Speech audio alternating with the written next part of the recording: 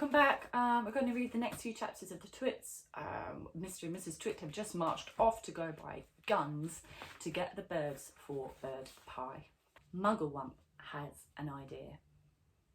As soon as Mr. and Mrs. Twit had disappeared down the road, the monkeys all flipped back onto their feet the right way up.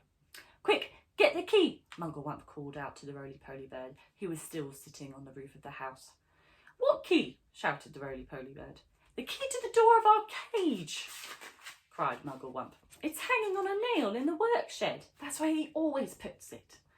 The roly-poly bird flew down and came back with the key in its beak. Mugglewump reached a hand through the bars of the cage and took the key. He put it in the lock and turned it. The door opened. All four monkeys leapt up together. "We are free!" cried the two little ones. "Where shall we go, Dad? Where shall we hide?" "Don't get excited," said Mugglewump. "Calm down, everybody. Before we escape from this beastly place, we have one very important thing to do." "What?" they asked him. "We're going to turn those terrible Twits upside down." "We're going to what?" they cried. "You must be joking, Dad." "I'm not joking," Mugglewump said. "We're going to turn Mr. and Mrs. Twit upside down, with their legs in the air." "Don't be ridiculous," the roly-poly bird said. "How can we possibly turn those two maggoty old monsters upside down?" We can, cried Mugglewump. "We are going to make them stand on their heads for hours and hours, perhaps forever. Let them see how it really feels for a change." "How?" said the roly-poly bird. "Just tell me how." Mugglewump laid his head on one side and a tiny twinkling little smile touched the corners of his mouth. "Now and again," he said, "but not very often, I have a brilliant idea. This is one of them. Follow me, my friends, follow me." He scampered off towards the house and the three other monkeys and the roly-poly bird went after him. "Buckets and paintbrushes," cried Mugglewump. "That's what we want. There are plenty in the work shed. Hurry up, everyone. Get a bucket and a paintbrush." Inside Mr. Twit's work shed, there was an enormous barrel of hug-tight sticky glue, the stuff he used for catching birds. "Fill your buckets," Mugglewump ordered. "We are now going to the big house." Mrs. Twit had hidden the key to the front door under the mat, and Mugglewump had seen her doing it, so it was easy for them to get in. In they went, all four monkeys, with their buckets of sticky glue. Then came the roly-poly bird flying in after them, with a bucket in his beak and a brush in his claw.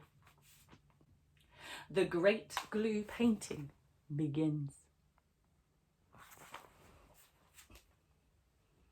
"This is the living room," announced Mugglewump. "The grand and glorious living room where those two fearful, frumptious freaks eat bird pie every week for supper." "Please don't mention bird pie again," said the roly-poly bird. "It gives me the shudders." "We mustn't waste time," cried Mugglewump. Hurry up.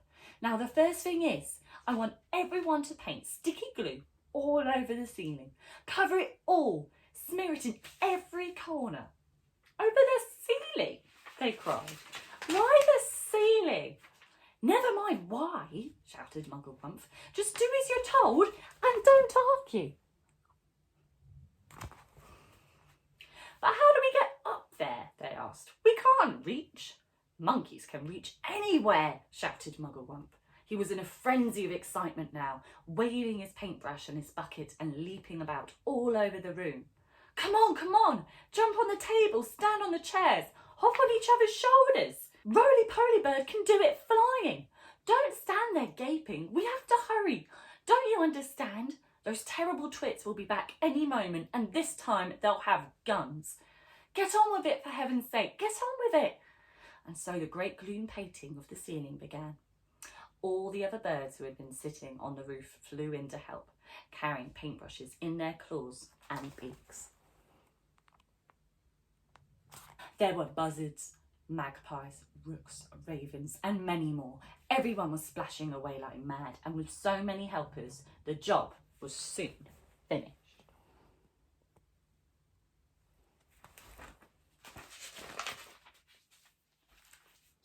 The carpet goes on the ceiling. What now? They all said, looking at Mugglewump. Aha! Cried Mugglewump.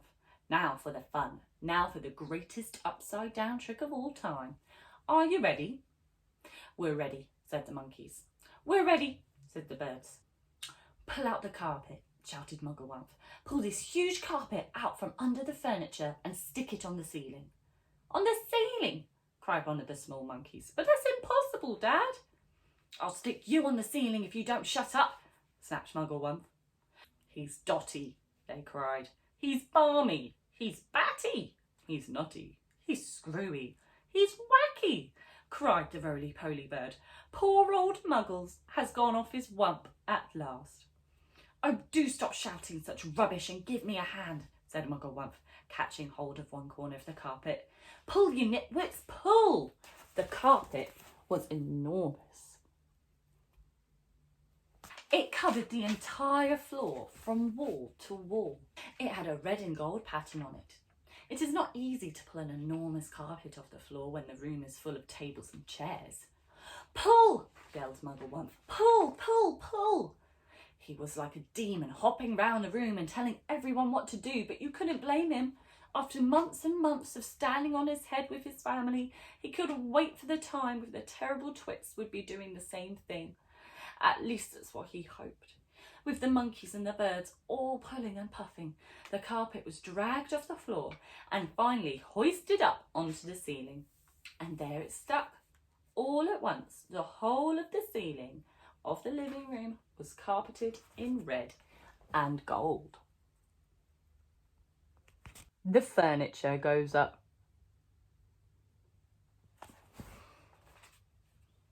Now the table, the big table, shouted Mugglewump. Turn the table upside down and put a dollop of sticky glue on the bottom of each leg. Then we shall stick that on the top of the ceiling as well. Hoisting the huge table upside down onto the ceiling was not an easy job, but they managed it in the end. Will it stay there? They cried. Is the glue strong enough to hold it up? It's the strongest glue in the world, Mugglewump replied. It's the special bird-catching, bird-killing glue for smearing on trees. Please, said the roly-poly bird, I've asked you before not to mention that subject. How would you like it if it was a monkey pie they had made every Wednesday and all of your friends had been boiled up and I went on talking about it? I do beg your pardon, said Mugglewump. I'm so excited I hardly know what I'm saying. Now the chairs. Do the same with the chairs.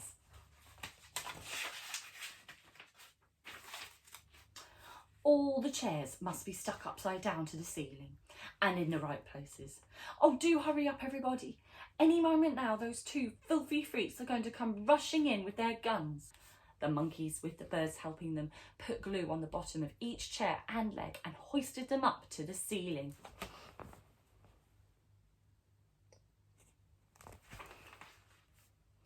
Now the smaller tables, shouted Mugglewump, and the big sofa, and the sideboard, and the lamps, and all the tiny little things, the ashtrays, the ornaments, and that beastly plastic gnome on the sideboard. Everything, absolute everything must be stuck to the ceiling. It was terribly hard work. It was especially difficult to stick everything onto the ceiling in exactly its right place. But they got it done in the end. What now? Asked the roly-poly bird. He was out of breath and so tired that he could hardly flap his wings. Now the pictures, cried Mugglewump. Turn all the pictures upside down. And will one of your birds please fly out onto the road and watch to see those frumptious freaks are coming back? I'll go, said Roly-Poly Bird. I'll sit on the telephone wires and keep guard. It'll give me a rest. Thank you, everyone. I hope you liked that. Please come back next time where we will finish reading the Twits.